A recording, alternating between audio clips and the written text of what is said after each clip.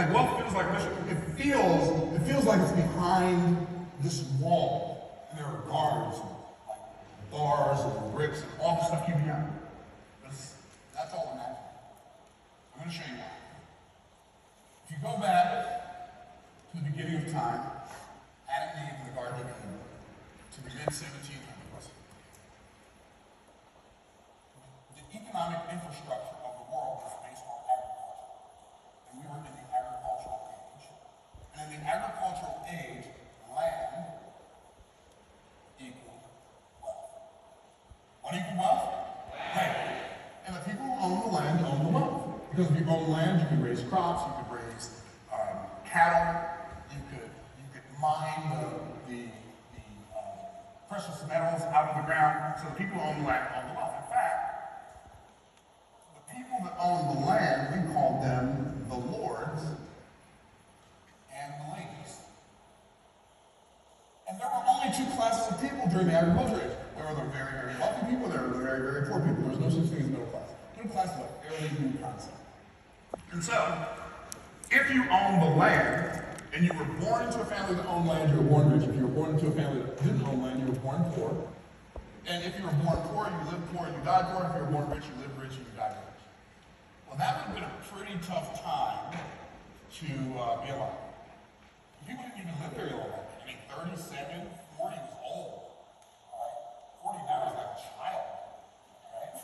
So, it's like, and so people on the land own the wealth. But the people who owned the land didn't farm the land. What did they do? They leased the land or let some poor peasants live on their farms. The poor peasants would farm the land. They'd bring all the wealth of the land to the lords and the ladies. They'd keep enough food for them to stay alive and farm the land to them.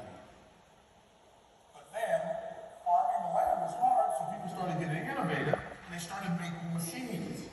And from the mid-1700s to the mid-1900s, like right around 1950, we went from the agricultural age into the industrial age. And in the industrial age, machines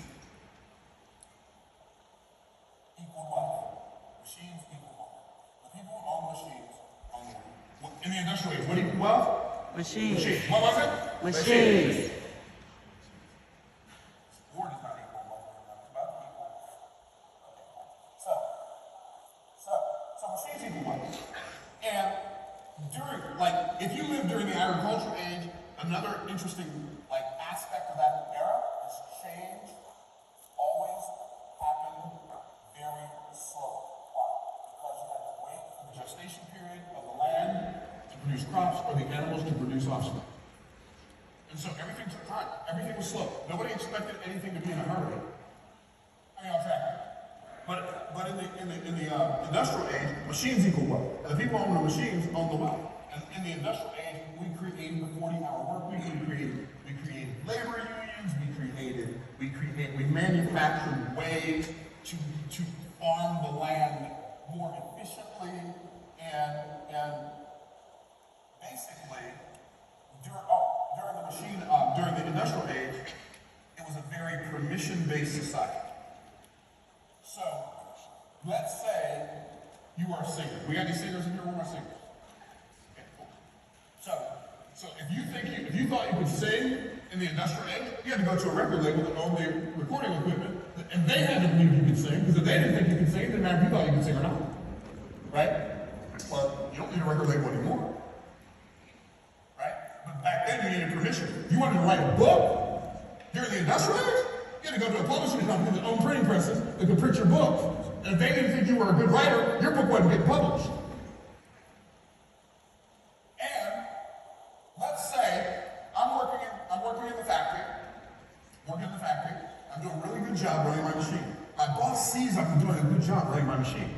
Let's say, Zeb, you're my boss. You come down, you say to me, hey, you're doing such a good job running the machine, I'm going to pay for you to go to college so you can learn management skills.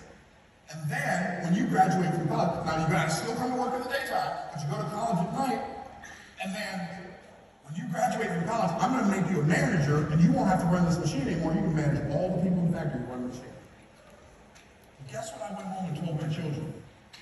Study hard, get good grades, so you can go off to college, get a good job, so you can skip the farm, you can skip the factory, and you can go straight into management. That made sense in the industrial industry. Unless you're building bridges during neurosurgery or cardiac surgery, or something that requires a college degree, telling all of our children you've got to go to college, in my opinion, is a